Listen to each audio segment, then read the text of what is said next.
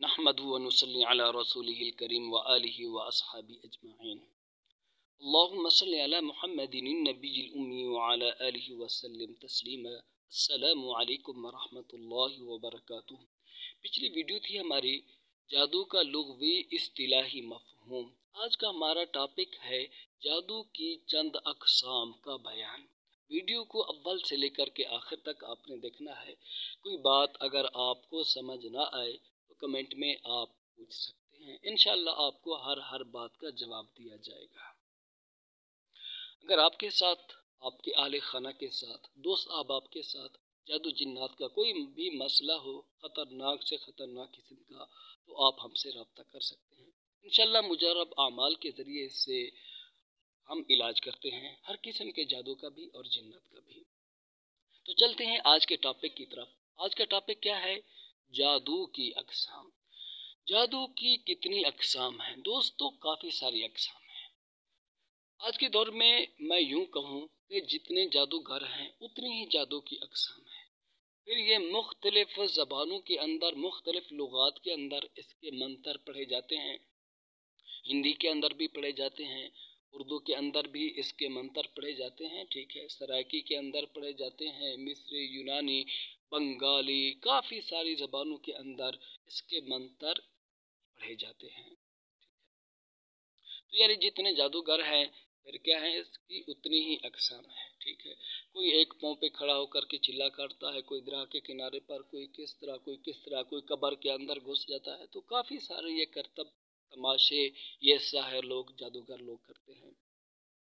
तो एक जादू की किस्म है सितारों की तरफ मखसूस निस्बत करना, कि ये भलाई और बुराई इनसे सरजद होती है, ठीक है।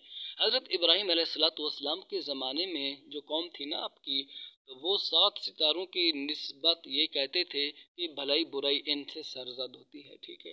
फिर वो उनसे मांगते थे, सितारों से मांगते थे, सितारा परस्ती करते थे, सितारों को खिताब करके मखसूस अल्फाज पढ़ते थे। तो एक जादू की यही किस्म है कि 7 सितारों की तरफ मखसूस अल्फाज पढ़ कर के उनसे भलाई बुराई मांगना, ये चीज़। दूसरी किस्म है जादू की कुव्वत वाहमा, के ताकतवर लोगों का फ़न। कुव्वत वाहमा के ताकतवर लोगों का फ़न। कुव्वत वाहमा क्या होती है? ये वहम, ख्याल जो होता है, इसका असर इंसान की ज़िंदगी पर काफ़ी पड़ता है, ठीक है। कुव्वत वाहमा का इंसान की ज़िंदगी पर बड़ा असर पड़ता है दोस्तों। ऐसे 1 फुट की तुम पुल बना दो ना, 1 फुट की पुल बनाओ, ठीक है, उसको ज़मीन पर ऐसे बिछा दो, तुम उस पर चलो फिरो, किसी किस्म का कोई डर खौफ आपको नहीं लगेगा, ठीक है। लेकिन अगर इसी पुल को तुम दरिया पर रख दो, फिर वहाँ से तुम गुजरो, तो तुम्हें खौफ होगा, ये वहम होगा कि जी अभी गिरा, अभी गिरा, अभी गिरा।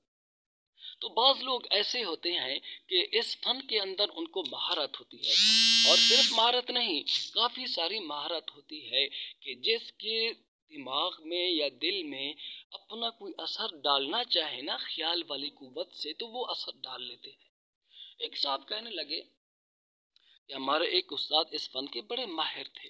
जब एक शख्स पर उन्होंने नज़र डाली तो वो इतना दीवाना उनका हो गया, इतना दीवाना हो गया, इतना दीवाना हो गया कि अगर उसको ये कहते कि छत पर चढ़ जा और नीचे गिर पड़, तो वो इसके लिए भी तैयार था। तो ये जो माहिर लोग होते हैं ये इस चीज़ की मश्क करते हैं, ठीक है। तो दूसरी ये किस्म हो गई। तीसरी किस्म का जादू होता है कि जिन्नात के ज़रिए से ज़मीन वालों की अरवाह से मदद तलब करना। इसके लिए जादूगर कुछ कलिमात भी इस्तेमाल करते हैं, फिर उन जिन्नात की ड्यूटी लग जाती है, फिर वो उन अरवाह से क्या करते हैं, मदद तलब करते हैं। और एक किस्म का जादू होता है शोबदाबाजी। शोबदाबाजी, ये इंसान की आंखें हैं ना, अब मैं कुछ, आप मुझको देख रहे हैं, ठीक है ना, मैं आपको देख रहा हूँ, मिसाल के तौर पर, हाँ, तो ये सिस्टम चलता है। तो वहाँ पर क्या होता है, आँखों के ऊपर नज़रबंदी कर दी जाती है, होता कुछ है, नज़र कुछ हो रहा होता है, इसको शुबदाबाजी कहते हैं। इसके माहिर आजकल भी हैं, और इस ज़माने से पहले भी काफ़ी सारे माहिर लोग थे। मिसाल के तौर पर हज़रत मूसा अलैहिस्सलातु वस्सलाम के ज़माने को हम ले लें, جب حضرت موسیٰ علیہ السلام کا مقابلہ ہوتا ہے نا ان جادوگروں کے ساتھ، ٹھیک ہے، تو وہ جادوگر کیا کرتے ہیں، وہ پہلے رسیاں ڈالتے ہیں، رسیاں، ٹھیک ہے، رسیاں جب وہ ڈالتے ہیں تو دیکھنے والوں کو کیا نظر آتا ہے کہ وہ حرکت کرنے لگی، نہ تسعی، چلنے لگی، دوڑنے لگی۔ دیکھنے والوں نے دیکھا کہ یہ تو کیا ہے، سانپ ہے، کیا ہے، سانپ ہے۔ حقیقت میں وہ سانپ تو تھے نہیں، حقیقت میں وہ سانپ تو تھے نہیں، لیکن ایک اثر ڈالا گیا تھا ان کے اوپر۔ تو چوتھی قسم جادو کی کون سی ہے، یاد رکھنا، شعبدہ بازی والی۔ اور جادو کی ایک قسم یہ بھی ہے عزیمت۔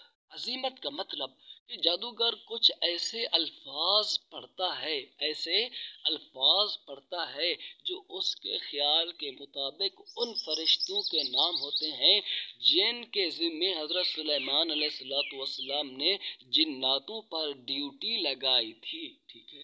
پھر جنات سمجھتے ہیں کہ یار یہ تو وہی ہیں، پھر وہ جنات اسی کام کو کرتے ہیں، ٹھیک ہے۔ اور ایک قسم جادو کی ہے طلیسم، ٹھیک ہے۔ کافی سارے لوگ یہاں پر مجھ سے یہ سوال کرتے ہیں کہ آپ طلیسم اور نقش کے بارے میں کچھ فرق بتائیں، ٹھیک ہے۔ تو نقش اور طلیسم میں فرق واضح ہے۔ نقش کے اندر ہر چیز کو لکھا جاتا ہے، ٹھیک ہے، ہر چیز واضح طور پر لکھی ہوتی ہے، لیکن طلیسم میں کنایات، رموز، اشارات، ان سے کام لیا جاتا ہے۔ اور نقوش جو ہوتے ہیں یہ کاغذ پر بنتے ہیں، اور طلیسم جو ہوتے ہیں وہ معدنیات پر بنتے ہیں۔ یہ فرق ہے نقش اور طلیسم میں۔ پھر طلیسم کی دو قسمیں ہیں، کچھ طلیسم تو صحیح ہوتے ہیں، کچھ غلط ہوتے ہیں۔ غلط جو ہوتے ہیں وہ جادوئی طلیسم جو ہوتے ہیں وہ غلط ہوتے ہیں، ٹھیک ہے۔ پھر وہ جادوئی طلیسم جو ہوتا ہے وہ خاص ساعت میں لکھا جاتا ہے، جادوئی طلیسم ستاروں کے ساتھ اس کا لحاظ رکھا جاتا ہے۔ پھر وہ کاپی پنسل پر بھی نہیں بنائے جاتے ہیں، معدنیات پر بنائے جاتے ہیں، جیسا کہ تانبا ہو گیا اس پر بھی بنتے ہیں، یا یہ کوئی لکڑی وغیرہ ہو گئی، خاص قسم کی لکڑیاں ہوتی ہیں ان کے اوپر بھی وہ طلیسم بنائے جاتے ہیں، اور رموز اشارات سے کام لیا جاتا ہے۔ اس طرح کا جو جادوئی طلیسم ہوتا ہے اس کا بھی توڑ ہوتا ہے۔ دوستو توڑ کیا ہے، جب بھی کوئی جادوئی طلیسم آپ کے سامنے آئے 786 بار بسم اللہ الرحمن الرحیم کو پڑھیں اور اس پر پھونک مار دیں، انشاءاللہ اس کا اثر ختم ہو جائے گا۔ تو یہ جادو کی ایک قسم طلیسم بھی ہے، ٹھیک ہے۔ تو اس کے علاوہ اور بھی جادو کی کافی ساری اقسام ہیں، ٹھیک ہے۔ کچھ خاص ایسی قسمیں ہیں کہ جن سے بندہ دائرہ اسلام سے خارج ہو جاتا ہے۔ مثال کے طور پر قرآن مجید کی بے حرمتی کی جاتی ہے، یا قرآن مجید کے اوپر پاؤں رکھ کر کے بیٹھا جاتا ہے، یا اس کو گندگی کے ساتھ لکھا جاتا ہے، ٹھیک ہے۔ یہ ایک ایسی قسم ہے کہ جس سے بندہ دائرہ اسلام سے خارج ہو جاتا ہے۔ اور بعض اس کی ایسی قسمیں ہیں جس میں اپنی محرمات سے زنا کیا جاتا ہے، اللہ معاف فرمائے، ٹھیک ہے، وہ ان کو کرنا پڑتا ہے، ٹھیک ہے۔ بسا اوقات وہ حیض یا نفاس کے خون سے کچھ نقوش بناتے ہیں۔ تو اس طرح سے اس کی کافی ساری اقسام ہیں جادو کی۔ بسا اوقات کسی کو جان سے مارا جاتا ہے، ٹھیک ہے۔ بسا اوقات میاں بیوی کے درمیان جدائی، نفرت پیدا کی جاتی ہے، اولاد والدین کے درمیان نفرت پیدا کی جاتی ہے۔ اور کوئی جادو کی قسم ہوتی ہے مردہ کی ہڈیوں پر، انسانی جسم کے ہڈیوں کے اوپر عمل کیا جاتا ہے، ٹھیک ہے۔ اور کسی میں شیاطین سے استعانت مانگی جاتی ہے، یعنی مدد طلب کی جاتی ہے۔